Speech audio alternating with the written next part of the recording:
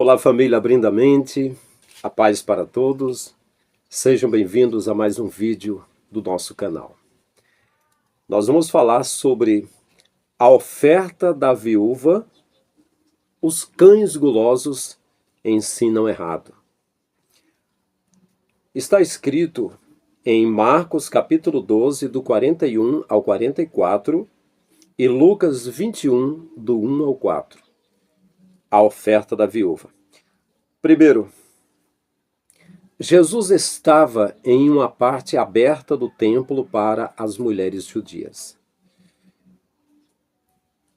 Ele estava lá, mas não quer dizer que porque estava lá observando na parte aberta em que as mulheres judias tinham acesso, ele concordava com o templo. Não, não quer dizer isso. Ele foi para lá porque tinha uma lição para dar, que é essa lição da oferta da viúva. Por isso ele estava lá observando. Mas Jesus condenou o templo. Quando Jesus foi abordado por Pedro sobre as pedras e as edificações, ele disse: não vedes tudo isso? Não ficará pedra sobre pedra que não seja derribada. A história diz que teve umas colunas que ficaram, né? Mas as pedras foram demolidas. Ora, ele estava ali observando a ação das mulheres, porque ele valorizou as mulheres. Se você observar, havia um enterro, uma procissão fúnebre do filho da viúva de Naim. E Jesus parou aquele cortejo e falou para ela: não chores. E foi consolar a mulher ressuscitando o seu filho. Jesus falou com a samaritana no poço de Sicar e disse a ela: se tu conheceras o dom de Deus e quem é que te pede, dá-me de beber, tu lhe pedirias e eu te daria água viva. E a mulher disse: Senhor, vejo que tu és profeta. Jesus, ele foi abordado pelos fariseus e pela multidão por causa de uma mulher que foi apanhada em ato flagrante de adultério. E Jesus livrou aquela vida. Quando ele ressuscitou, ele apareceu primeiro a algumas mulheres. Então, ele também tendo sido cuidado por algumas mulheres que disse nos evangelhos que elas com suas fazendas serviam a Jesus. Então, ele valorizava a mulher. Mas por que ele valorizava? A vida de Jesus, o tempo todo, foi um desafio ao Deus do Antigo Testamento, que não era seu pai. Se vocês observarem, quando no Antigo Testamento não era valorizada as mulheres, e ainda no Novo havia uma cultura que não era a favor das mulheres, ainda hoje em Israel e entre os islâmicos, a mulher ela é tida quase como um objeto. A mulher ela vive coberta com muito pano e muitas delas são usadas, os homens compram as mulheres ainda criança, abusa, às vezes com 8 anos de idade, e tanta coisa que eu não vou entrar nesse mérito aqui. Mas só vou dizer que Jesus, o tempo todo, tudo que ele fazia era contra os ensinos do Antigo Testamento. Inclusive a guarda do sábado. Ele fazia as coisas no dia do sábado e o pessoal censurava. A mulher que foi apanhada em ato flagrante de adultério, Jesus não a condenou. Então tudo que ele fazia, ele desafiava a lei de Moisés, porque aquele Deus do Antigo Testamento, com certeza, não era o seu pai. Então, ele valorizava as mulheres. Agora, a lei de Moisés não valorizava as mulheres. Quando Josué e Caleb chegou com umas mulheres moabitas perante Moisés, Moisés disse: por que vocês estão com essas mulheres e essas meninas? Havia umas crianças, umas meninas. E eles disseram: nós matamos os homens e temos aqui as mulheres. Moisés disse: mas não vai ficar nenhuma viva. Mate todas as mulheres, porque elas lançaram tropeço sobre os filhos de Israel. Lá nas campinas de Moabe, seduziram os homens, né? Enquanto Balaão tentava amaldiçoar para o rei Balaque o povo de Israel. Então, agora as meninas deem para os soldados, ou seja, estava apoiando o estupro. Estava dizendo que dessas meninas para os soldados abusarem das meninas. É essa a realidade. Então eu pergunto, a mulher era valorizada? A mulher adúltera, quando foi apanhada, estava escrito pela lei de Moisés que as tais deveriam ser apedrejadas. Já imaginaram Jesus pegando uma pedra para atacar em alguém? Como Jesus perdoou? Então aquele Deus de Moisés, que permitia que uma mulher que errasse tinha de ser apedrejada, aquele Deus não é o mesmo que Jesus. Jesus disse, a palavra que eu falo é do Pai. Como é que pode? Deus se contradiz? Eu vejo que há sempre o falso e o verdadeiro caminhando paralelo, né? Então, a mulher com fluxo de sangue, por exemplo, ela não poderia tocar em Jesus, porque então, senão 7 dias Jesus estaria impuro. Se uma mulher com fluxo de sangue tocasse no homem, o homem seria impuro 7 dias. Só que com Jesus foi diferente. Ao invés da impureza, segundo a lei de Moisés, entrar em Jesus, a virtude de Jesus entrou nas artérias da mulher e a mulher foi curada. Veja como Jesus valorizou a mulher, né? Marta e Maria, por exemplo, eram amicíssimas de Jesus, assim como Lázaro. Olha como ele valorizava as mulheres, né? Agora, só que o seguinte, os fariseus e saduceus, vendo Jesus andando com Marta e Maria, que Maria que foi apanhada em ato de adultério, e não Maria Madalena. Maria Madalena, Jesus expulsou 7 espíritos dela. Vendo Jesus andando na casa de Marta, Maria e Lázaro, e comendo na casa deles e bebendo, né, que a bebida deles, o suco deles era vinho, né? Chamaram-no de comilão, bebarrão e amigo de pecadores. Mas olha como Jesus valorizava as mulheres, né? Paulo falou que as mulheres estivessem caladas e não era permitido falar. Se quisesse aprender alguma coisa, perguntasse em casa a seus maridos. E dizia que a mulher, ela incorreu em transgressão e por causa dela, Adão pecou e todos os homens pecaram e a culpa foi da mulher. Então, existem 2 relatos da criação. Eu vou para a oferta da viúva, mas só chegando lá. 2 relatos da criação. Um deles, em Gênesis, diz: Deus criou homem e mulher à sua imagem e semelhança. E outro diz que Deus tirou uma costela do homem para fazer a mulher. Eu não acredito nisso. Eu acredito no outro relato, que fez os 2 à imagem e semelhança. Mas por que a mulher teria de ser criada da costela de um homem? Isso aí é a história do Egito, né? Os escritores do Egito escreveram coisas semelhantes ao livro de Gênesis. O livro de Gênesis era a mesma linguagem egípcia. Então, meus queridos, não vou entrar nesse mérito aí. Eu só vou dizer que aquele que estava lá na parte aberta do templo, onde as mulheres ofertavam ali, as mulheres judias, ele estava ali porque ele tinha uma lição para passar sobre aquela viúva. E ele passou a lição, né? Ele valorizava as mulheres, né? Havia 13 caixas na parede para colocarem as ofertas, naquele lugar onde as mulheres estavam colocando as ofertas. Quer dizer, tinham as mulheres, elas tinham acesso, mas outras pessoas tinham acesso. Sabe o que acontece? Como havia 13 caixas lá na parede, nós aprendemos aí que virou negócio, né? Virou negócio. É por isso que Jesus, a primeira vez que ele foi no templo, ele viu os cambistas, ele viu os animais ali, carneiros, né, que estavam ali às mesas dos cambistas, e ele virou as mesas e fez uma zorraga de corda e espantou os animais, e ele disse: a casa de meu pai é chamada casa de fala, oração, é ser humano, mas vocês transformaram em um salão, em um covil de salteadores.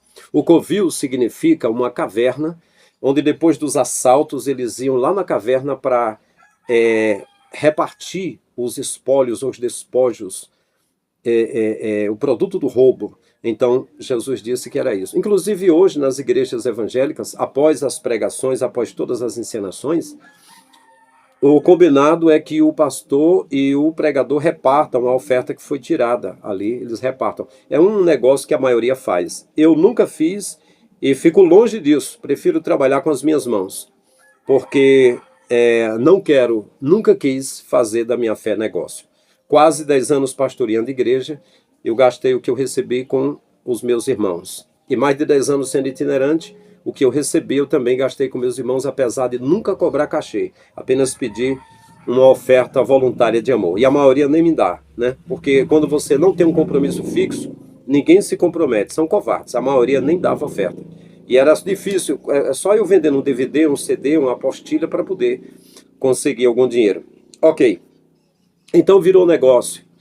Nas igrejas, por exemplo, se você for no templo, a Igreja Mundial do Valdemiro Santiago, você vai ver muitas pessoas vendendo o produtozinho dele, um óleozinho ungido, um lencinho, um objetinho, alguma coisa lá, para poder fazer caixa, fazer receita. É um negócio lucrativo e maravilhoso.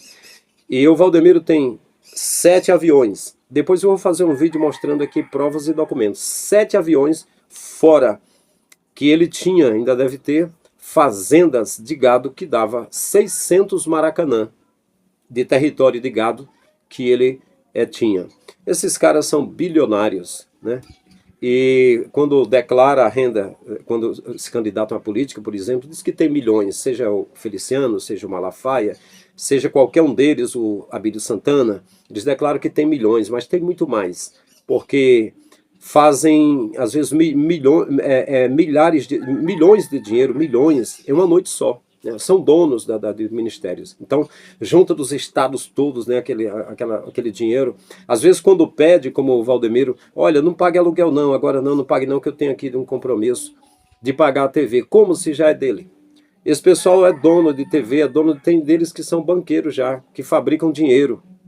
Essa é a realidade. Tem deles que tem banheira de ouro, não é? Virou um negócio. Jesus havia dito que era um covil de salteadores, né? Está cheio de covis por aí. E ainda tem uns pragas por aí, que quando a gente fala e denuncia, da forma que Jesus denunciou, dizendo, a minha casa é chamada casa de oração e vocês transformaram no covil de salteadores, de ladrões. Quando a gente fala também disso, que estão essas pessoas aí, aparece um bando de pessoas irresponsáveis dizendo, você está atacando os pastores. Bonito, né? Muito bonito uma coisa dessa. Deixa de aprender a verdade, não se choca não. São adoradores de homens. É o capítulo 1 de Romanos, adorando mais a criatura do que o Criador. E o pior é que eles sabem que esses crápulas que tem por aí não são servos do Criador. Mas vamos lá. A pedido de uma inscrita amiga da gente, estamos fazendo esse vídeo sobre a oferta da viúva. Ok. As igrejas têm os seus locais de depositar suas ofertas, né? Muito bem, em terceiro lugar, primeiro eu estou dizendo que Jesus estava em uma parte aberta do templo, onde as pessoas depositavam oferta, as mulheres judias, e ele viu a viúva, e eu falo já da viúva. Em segundo lugar, havia 13 caixas ali para ser depositadas ofertas, né? E, em terceiro lugar, os ricos tentavam impressionar as pessoas, né? Os ricos impressionavam. Inclusive, o povo aprecia muito os ricos. Se o cara é rico, ele é santo, ele é justo, ele é crente, ele é servo de Deus, é cheio do Espírito Santo, tá tudo bem, Deus ama ele, é uma maravilha. Se faltar dinheiro, está sendo punido, está sendo castigado, está contra Deus, está de costa para Deus, e vai um monte de coisa, né? Quando eu estava no sistema, usando gravata e paletó, anel de formatura do dedo, um sapato brilhando e pregando com a pasta na mão, eu não tinha um carro, eu não tinha uma casa, eu não tinha como pagar minhas contas, era difícil para cuidar da minha família, eu não tinha nada, né? Mas aí as pessoas olhavam e achavam que eu estava na bênção de Deus. Porque tudo que eu pegava eu repartia, em todo lugar que eu ia via necessidades. Quando eu saí de lá, eu pude trabalhar e pagar o meu carro, eu pude trabalhar e ter a minha casa, eu pude pagar muita conta, ainda falta conta para pagar, né? Porque eu tive um acidente um tempo atrás. Mas aí as pessoas entenderam que eu era punido por Deus, como se eu tivesse levado uma rasteira e não tivesse podido pregar. Não, não, de jeito nenhum. Estou na bênção do Pai, na direção do Criador, né? Estou na direção do Criador. Agora, é porque a aparência, se o cara está de paletó e está de sapato e está com a valise na mão, eles pensam que tem dinheiro. Então agora é santo, agora é de Deus, está sendo usado por Deus, é um atalaia, é um ungido. Mas se tirar a gravata, o paletó, vestir uma roupa comum, tirar a valise e for viver comum, eles já pensam que nem crente direito é mais. Que desgraça uma coisa dessa, né? Já pensaram nisso? É a realidade. Então as pessoas apreciam, adoram os ricos. O povo é merda. É por isso que está dito por Jesus, muitos são chamados e poucos escolhidos. Olha só, a ostentação nas igrejas. a igreja é cheia de ostentação. Há pessoas que dão paz nas igrejas, pegando na pontinha dos dedos quase com nojo. Existem camadas sociais, existe um tipo de hierarquia social nas igrejas. E ainda dizem que a igreja é de Jesus. Isso nunca foi igreja de Jesus. Jesus disse que, e Paulo pegou isso aí, muitos outros discípulos, que no ensino de Jesus, se o teu irmão, se alguém está sentado numa cadeira, pessoa humilde, aí chega um que tem um anel de ouro, que tem uma melhor roupa, e você pede a cadeira para dar para ele, não está fazendo acepção de pessoas, mas o pior é que fazem o tempo todo, né? O pessoal gosta disso. E Jesus observou quando os ricos deixavam lá as suas ofertas, né, as suas esmolas, né, que algumas vezes é traduzido por esmolas, suas ofertas lá, e tentava fazer para aparecer, né?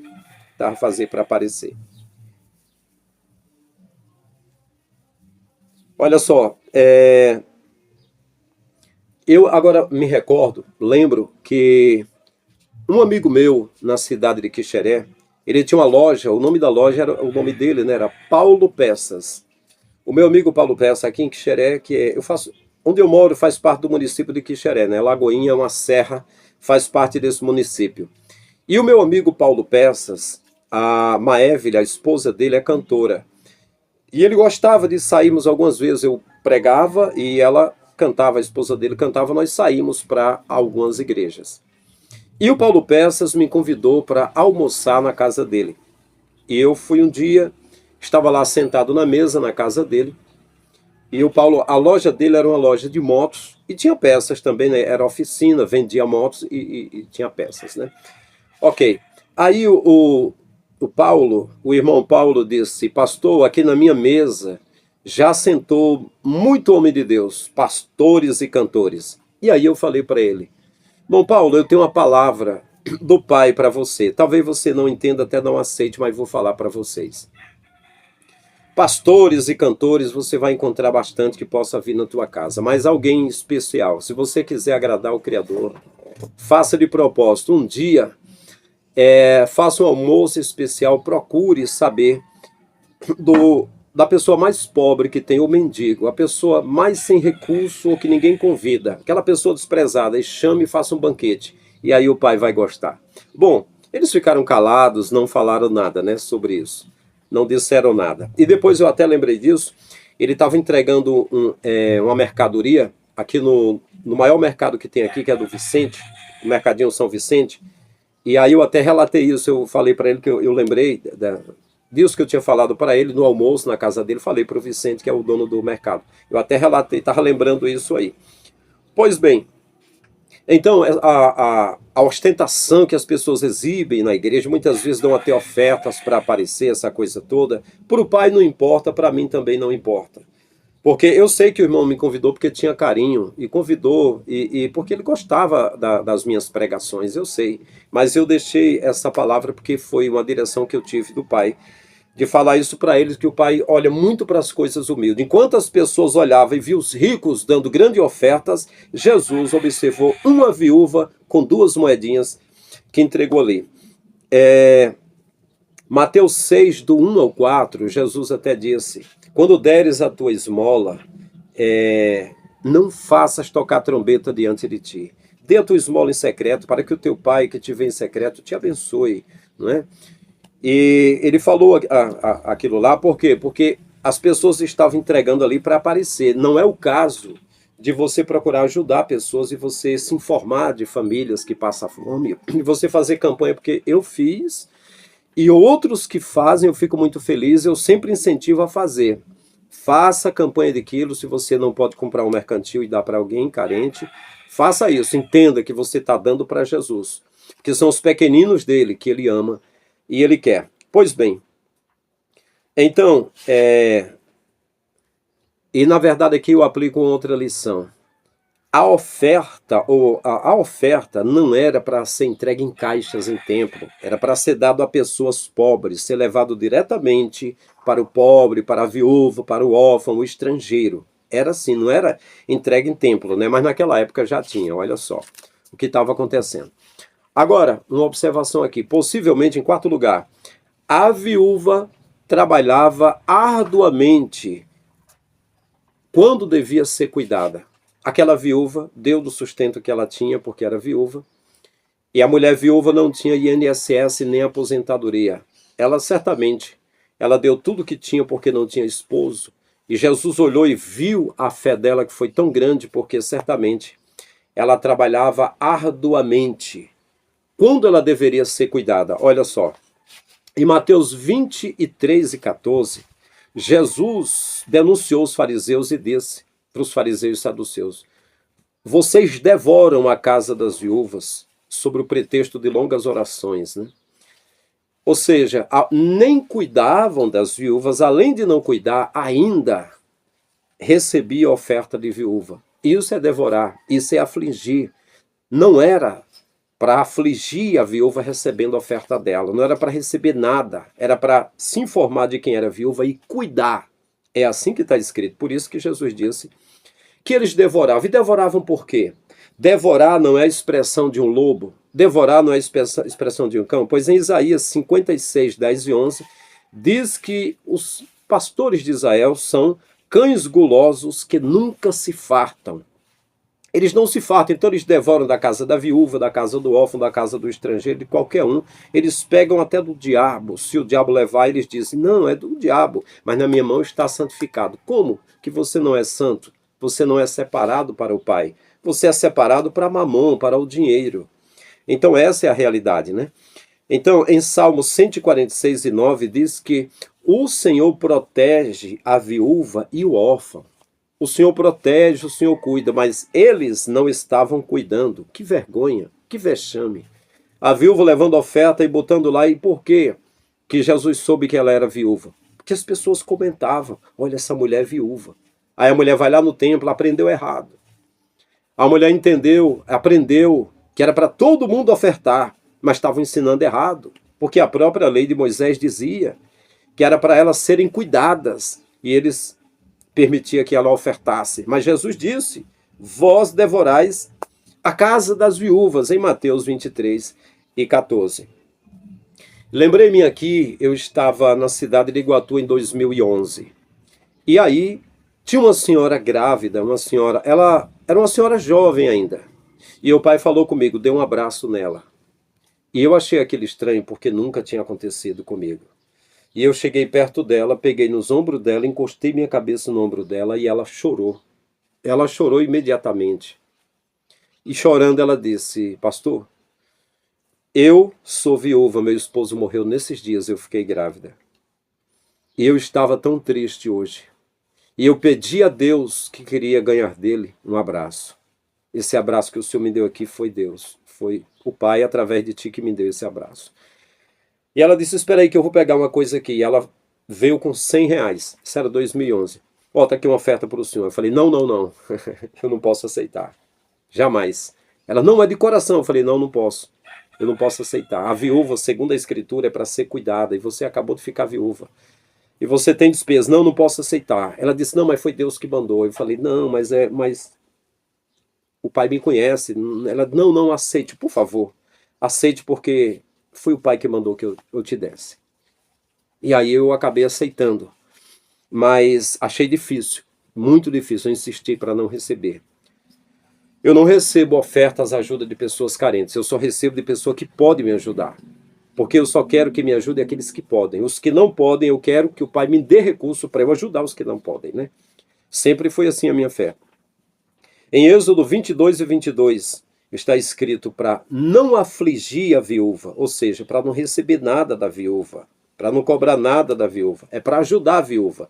Em Deuteronômio 24:17 diz, para não tomar penhor da viúva, porque tinha homens que morriam com dívidas e os credores procuravam a viúva e iam cobrar, algumas vezes, pedir até a roupa da viúva, como sacanagem, né? Pedir até a roupa da viúva, certamente para ver a viúva também, né? Mas algumas viúvas chegaram a ser tratadas, ser tomadas quase como escrava para pagar dívida, né?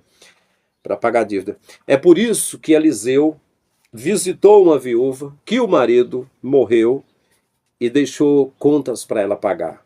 E aí ele chegou lá e estava sabendo da situação. E aí ela tinha um filho. E ele disse: o que você tem na sua casa? Ela disse: eu só tenho um pouquinho de farinha e um pouquinho de azeite para fazer 2 bolinhos, um para o meu filho, outro para mim, e depois morrer. Ele disse: fala o seguinte, já quer fazer 2 bolinhos, faça um deles logo para mim, faça logo um para mim. E não se preocupe não. E aí ela recebeu aquela palavra, ela sabia que era uma visitação do Criador, porque existe uma conexão entre o que recebe o milagre e aquele que é o veículo do milagre, né? E ela fez um bolinho para ele. E aí ele disse: peça vasos emprestados na vizinhança. Ela começou a pedir vasos emprestados e ele começou a derramar a farinha nos vasos e não secava a farinha, e foi enchendo o vaso e derramando azeite. Foi uma fartura muito grande, né? Seria o mesmo Deus que através de Jesus multiplicou 5 pães e 2 peixinhos para 7.000 homens, sem contar mulheres e crianças, né? Havia 70.000 pessoas, né? Então, o que acontece? Aí ele disse: agora venda a farinha e óleo, azeite, né? Pague as suas dívidas e viva com o resto, né? Então o Criador aí, eu fico feliz, eu tenho esperança de pagar o restante das minhas dívidas, porque eu sou órfão de pai, o meu pai já partiu, né?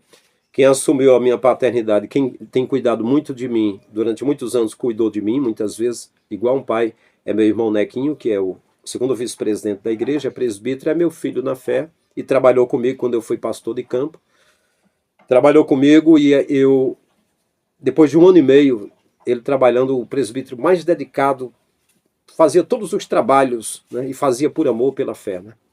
E eu levei numa festa que havia, e junto ao pastor presidente, consagramos a presbítero, e ele merecia estar pastoreando a igreja há muito tempo, mas os líderes veem o desempenho dele e usam ele como braço direito, mas poderiam ter feito um esforço já há muito tempo, e ele está pastoreando a igreja, né? Pois bem, mas aí o seguinte, a Ruth, ela foi amparada por Boaz. A Ruth estava viúva. O Boaz, ele é um tipo do Messias. Na tipologia, ele representa o Messias, né? O Messias sempre quer amparo para viúvas, né? Meus queridos, é o seguinte, Jesus é o noivo da igreja, né? É o seguinte, a religião verdadeira, segundo Tiago diz em Tiago 1:27, é cuidar de órfão e de viúva. Então, existem viúvas jovens. Como assim? Eu vou dar um exemplo aqui, não vou citar nome, mas eu tenho uma prima que o marido dela, anos atrás, foi embora com a cunhada, com a esposa do irmão dela, e ela ficou sozinha com a criança.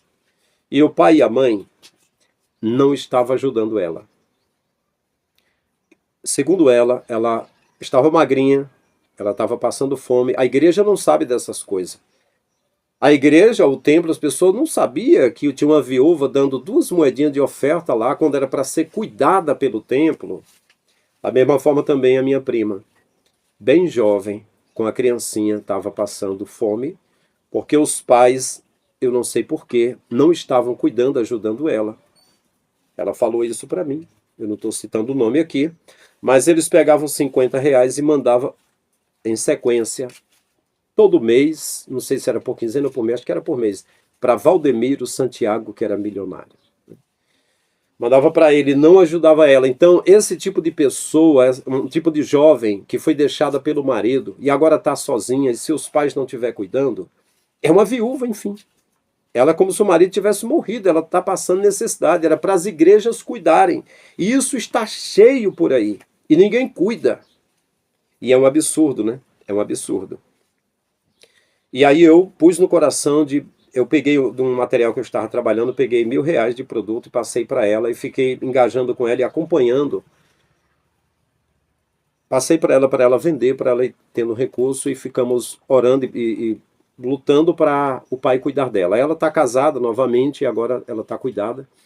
Até a aparência física dela mudou, né? Ela estava muito magrinha, muito sofrida, né? Ela disse que até uma vez dela, a mãe perguntou para ela: essa menina, o que está acontecendo contigo? Parece uma drogada, magra. Era de passar necessidade. Porque no século XXI as igrejas protestantes não cuidam de viúva, não. Não, mas viúva tem o INSS para aposentar, beleza. Mas tem alguns que não estão aposentadas, e tem muitas jovens que foram deixadas pelo marido e é como se fosse viúva e ninguém cuida, né?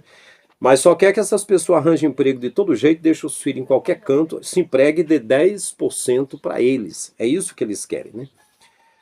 Então, é isso aí. Em Atos, capítulo 6, versículo 1, diz que havia distribuição de alimento para as viúvas. Houve até contenda entre elas, porque algumas viúvas que falavam grego não estavam sendo cuidadas, igual as que falavam aramaico, estavam sendo cuidadas direito. E então, foi aí que surgiram os diáconos. Os diáconos surgiram nessa época em Atos dos Apóstolos para cuidar de mesas, cuidar das viúvas. Atos capítulo 6, versículo 1. Já aqui no século 21, nas igrejas, o diácono é para tirar ofertas, dinheiro para pastor, não é para cuidar de viúva. Houve uma mudança, não? Houve uma mudança. Os diáconos eram para cuidar das mesas da comida para viúvas e para órfãos. Mas os diáconos do século 21, já há centenas de anos, é para retirar dinheiro e encher os bolsos dos líderes. Não tem nada a ver com órfão, com viúva, nem com nada, né? Então a função do diácono mudou. Não mudou. É porque não ensinam a escritura da forma correta, né? Paulo disse a Timóteo para auxiliar viúvas. Timóteo não era pastor de igreja, não. Ele morava numa casa com a mãe Eunice e com a avó Lloyd. Olha, em 1 Timóteo 5, 3 e 4, está escrito lá que a viúva, ela que tem filhos, que tem netos, os filhos e os netos para praticar a sua religião, e uma das versões coloca piedade, praticar a religião é para cuidar da viúva, cuidar da mãe, porque assim eles praticam a fé, a religião deles, a religião verdadeira é essa, né? Então, tem uma versão que diz que filhos e netos para praticar a religião deve cuidar da viúva, cuidando da própria família. É bíblico, né? Não diz que é bíblico? 1 Timóteo 5, do 3 ao 4. Os primeiros que têm de ser cuidado, envolvendo viúva ou envolvendo pessoas carentes, são os da família, disse Paulo para Timóteo, repito, 1 Timóteo 5, do 3 ao 4. Quem quiser praticar sua fé, sua piedade, é cuidando primeiro dos carentes da sua própria casa. A minha esposa um dia conversou com uma mulher que estava passando uns dias aqui em Lagoinha. Ela disse que parece-me que era de Morada Nova, que fica aqui na região Jaguaribe, e que ela tinha tido uma discussão com a filha. A filha estava passando necessidade e dizendo que a mãe poderia ajudá-la. Mas ao invés de ajudá-la, a mãe estava pegando o dinheiro, os dízimos, dando para o pastor e ela estava passando necessidade. E a minha esposa disse, é verdade, é para a senhora ajudar primeiro a tua filha, ajudar os domésticos mesmo, da fé, né? E principalmente a família mesmo, né? E mesmo se tirar a palavra domésticos da fé, está escrito em 1 Timóteo 5, do 3 ao 4, repito a terceira vez, que é as pessoas que são parentes de pessoas carentes como viúva ou necessitados, eles para praticar a sua religião, e outra versão diz a sua piedade, é para cuidar da própria família. Então você que não cuidar da própria família e tirar para ir dar para líderes de igrejas, você está pecando. Primeiro, cuide da tua família. Se você que conhece a tua filha, o teu parente, que passa necessidade, não cuidar, tu acha que vai aparecer algum pastor e vai lá cuidar? Não vai cuidar, vai passar fome e necessidade e a culpa vai ser sua. Porque agora você não é mais inocente, você está vendo Frank Lima falando isso aqui para você, não é? Jesus falou para a viúva de Naim, não chores, né? Porque Jesus, ele se importa com as viúvas, né? Jesus não disse que a viúva ofertar lá estava certo, não. Ele pegou uma lição daí, mas não quer dizer que estava correto, não. Ele quis dizer que em todo o universo naquele momento, em todo o mundo naquele momento, que o ato que estava acontecendo lá não era um templo liderado por líderes que tinha ouro na roupa, versículos na roupa, que tinha franjas largas na roupa, que tinha cara de santos, de sacerdote, que nada disso importava, que os ricos que botavam nas 13 caixinhas que tinha na parede do templo lá, que estavam ofertando, que tudo aquilo, todos os engastes, todas as pedras do templo, toda a arquitetura que foi feita, demoníaca e tudo que tinha sido feito lá, não importava nada, que a coisa mais importante que tinha lá era a fé de uma pessoa que não estava sendo cuidada nem por rico, nem cuidada por templo, nem por nada, que todo o sustento que ela tinha era 2 moedinhas e ela estava pegando e dando de oferta, estava dando de oferta. Jesus não estava dizendo que ela tinha aprendido certo, que ao invés de ser cuidada ainda tirado um pouquinho e dar, que estava certo. Não. Jesus não estava dizendo que o ato dela era para ela fazer isso mesmo, que não. Mas Jesus estava dizendo que a fé dela era muito grande, que ela confiava em Deus. Porque só Deus, cara. Se a mulher viúva não tem marido para cuidar, não tem levitas comendo comida com ela, não tem ninguém cuidando, e ainda pega 2 moedinhas, que era tudo o que tinha, e dá, está dizendo que a fé dela é a coisa mais importante que tem ali. Quer dizer, porque já está sendo injustiçada, ainda está tirando do pouco que tem, ainda dando para quem não merece. Quer dizer, é uma fé singular, né? Então, Jesus aprovou a fé dela. Não está dizendo que o ato dela estava correto ou que estavam fazendo certo com ela. Aprovou o ato, né? Ele está dizendo que, às vezes a pessoa está fazendo uma coisa, até está errado, mas a fé da pessoa está tão correta, a pessoa está fazendo por fé, e o Criador aprova. Não quer dizer que está correto o que está acontecendo. Porque é a fé da pessoa, né? É a fé da pessoa. Ela teve fé que Deus cuidaria dela. Ela estava dando para Deus. Mesmo que Deus nem tivesse ali, né? Estava na pessoa de Jesus que observou. Mas Deus viu o coração dela. E não quer dizer, repito, que a oferta que ela estava fazendo estava correta. Não era para aceitarem. Era para imediatamente chamar ela e dizer: a partir de hoje você vai ser cuidado por nós do templo, como era no tabernáculo. Os levitas comiam com a viúva, o órfão, o estrangeiro, o pobre, o indigente. Então você agora vai ser cuidado. Era para ser isso, não é? Então eu até faço uma observação. Jesus, ele falou em Mateus 24, 25, ele disse que haveria terremotos, haveria maremotos, haveria abalos nos céus. Ele disse que haveria, ele não está dizendo que é Deus que iria fazer, porque quem manipula o clima e quem mexe com os poderes da Terra através de aparatos tecnológicos e manipulação de clima e manipulação de ionosfera, quem usa as tecnologias para fazer o mundo ficar louco são os homens, são os banqueiros internacionais, a elite global, que quer governar. Eles têm um lema, ordem através do caos. Eles fazem a bagunça, eles promovem a guerra, e com a guerra tem muitas mortes, tem destruição. Eles vendem as armas para ambos os grupos, assim como banca ambas as campanhas de presidentes para dominar os países. Então eles lucram muito com a guerra, lucram muito com as mortes, lucram muito com as construções das cidades, enchem os bancos, ficam felizes. E eles lucram com os desastres chamados de naturais. Não são naturais. Mas apesar de Jesus ter dito que haveria maremotos, haveria terremotos em vários lugares e os céus seriam abalados, é os homens que estão usando tecnologia para fazer essa desgraça, não é o Criador que está fazendo. Eles até põem a culpa do Criador, mas não é. Eles têm a ARP, por exemplo, é uma tecnologia que eles conseguem mexer na ionosfera e transmitir camada de calor para onde não é frio para onde não deve ser. Por exemplo, se Rio de Janeiro e São Paulo não estão precisando plantar lá, e tem morros e montes que são perigosos, área de risco, então eles fazem com que eles usem as tecnologias para redirecionar os ventos, para levar chuva, para chover bastante, para haver desastre.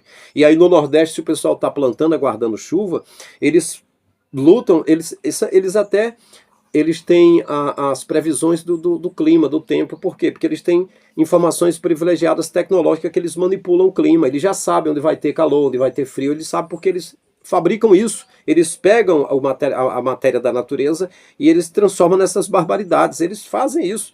Tem tecnologia para fazer subir 10 metros de onda do mar e a praia encher a cidade. Eles têm poder para fazer isso, né?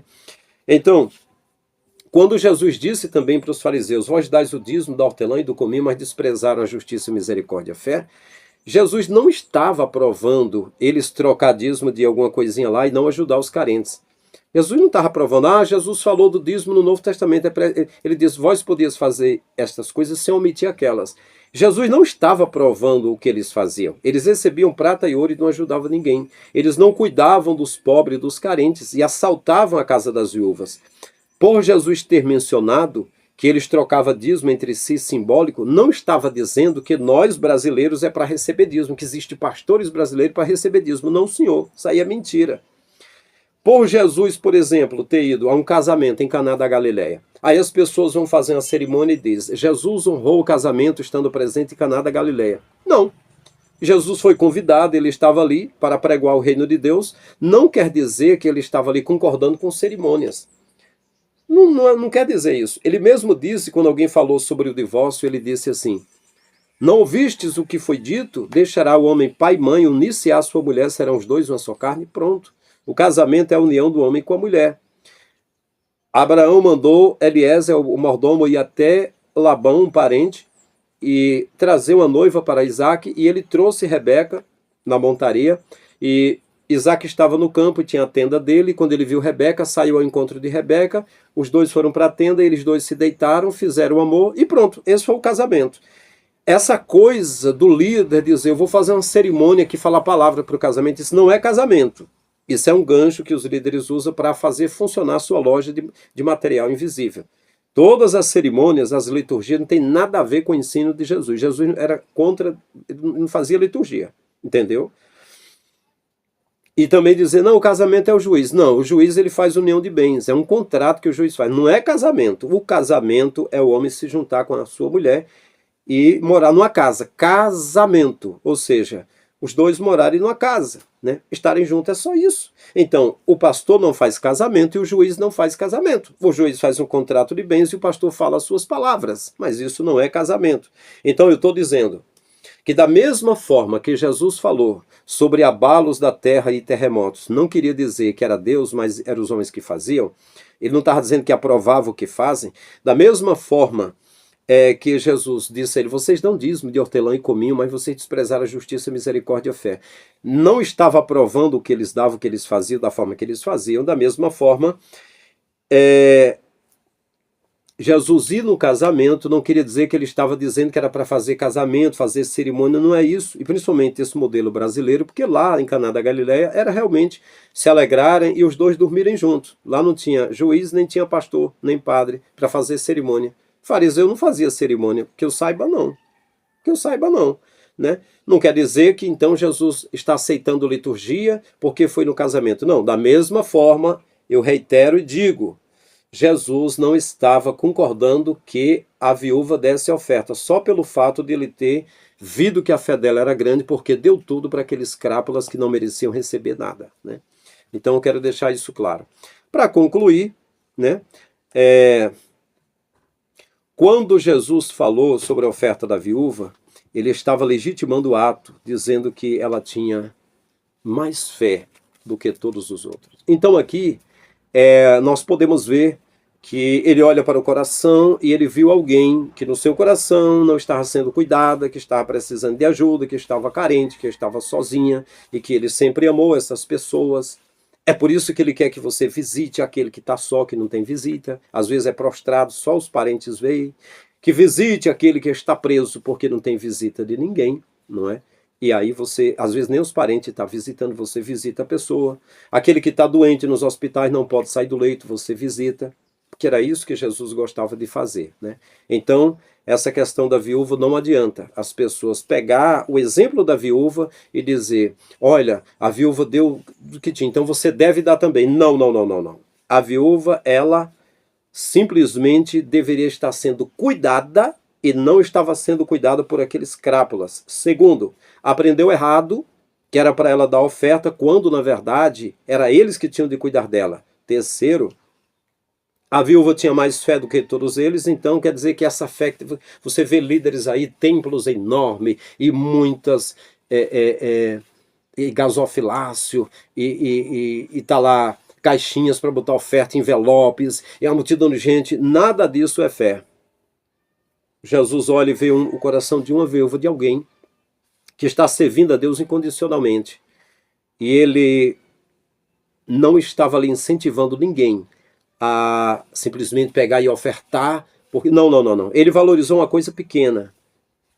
Pequena perante os homens, porque as ofertas podiam ser pouca coisa, mas para ela era tudo o que ela tinha, né? Então é isso, meus queridos, fica aí a lição.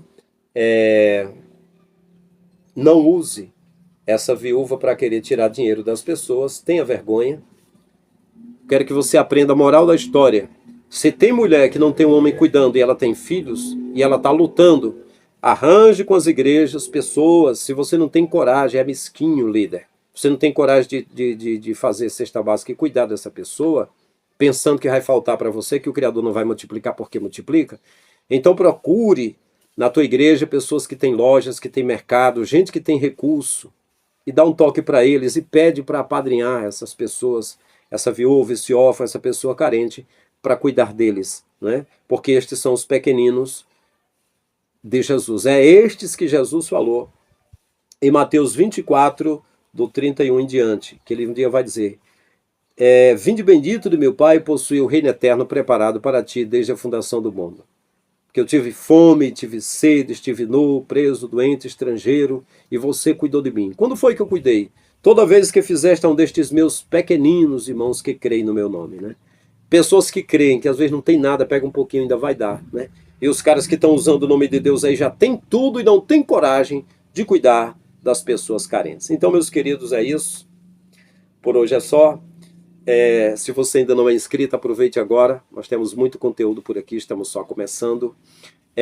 Se gostou, dê um like aí para que o algoritmo leve para mais pessoas. Se quiser abençoar o nosso trabalho, se você acha compensador, torne-se membro do canal. Nós temos 5 opções de membros. Aquele que cooperar conosco como membro. Por um ano, for membro nível 1, vai receber em um ano um cartão de auxiliar de trabalho. Aquele que passar 2 anos como membro nível 2 vai receber um cartão de diácono. Aquele que ficar 1 ano no nível 3 vai receber uma carteirinha de presbítero. E se for mulher, de bispa, a mesma coisa. E quem ficar no nível 4 durante 1 ano vai receber uma credencial de evangelista livre. E quem ficar até o 5º nível, durante 1 ano, vai receber uma credencial de pastor. Só que não vai estar essa credencial atrelada a uma convenção. Eu posso até botar uma sigla do ministério que eu fundei, um dos ministérios que eu fundei, que é a Igreja Messiânica Povos no Caminho. Eu fui filiado a COMEADEC, que era a Convenção da Assembleia de Deus do Estado do Ceará, que agora é a CONADEC, mas não sou mais filiado, eu deixei de ir, porque não queria mais o sistema, mas sem problema com ninguém. E deixei de fazer parte da CGADB, a Convenção Geral da Assembleia de Deus do Brasil. Mas esses documentos, que são documentos livres, de repente, se alguém aceitar, se alguma convenção aceitar, seja o porte, o nível que for, igreja para aceitar o teu cargo ou reconhecer o teu ministério, aí vai ser de cada um, né? Vocês, não, eu fui consagrado, eu recebi essa credencial do pastor Frank Lima, e assim assado, e beleza. Tem pessoa que recebe, que aceita, né, o cargo, tem outros que não aceitam. É igual o certificado livre de teologia, se você for nível 3 ou nível 2 com o professor Fábio Sabino, ele exegeta e ele vai entregar no período de 4 anos, e no nível 3 ele vai explicar lá, ele entrega em 2 anos o certificado de bacharel de teologia, que o certificado de bacharel é 4 anos, mas isso livre, sem estar ligado ao MEC, a não ser que você invista dinheiro para receber, mandando documentos e receber pelo MEC, para ser reconhecido pelo MEC, né? Mas enfim, é uma credencial livre. E você que for dos últimos níveis, você recebe de todos os outros níveis primários, né? Você recebe os cartões, um tipo assim: pastor, eu fui membro nível 5 durante 1 ano. Então você vai receber, vou mandar um cartão de auxiliar para você, vou mandar um cartão de diácono, vou mandar uma carteirinha de presbítero, uma credencial de evangelista e outra de pastor, se você for o nível 5.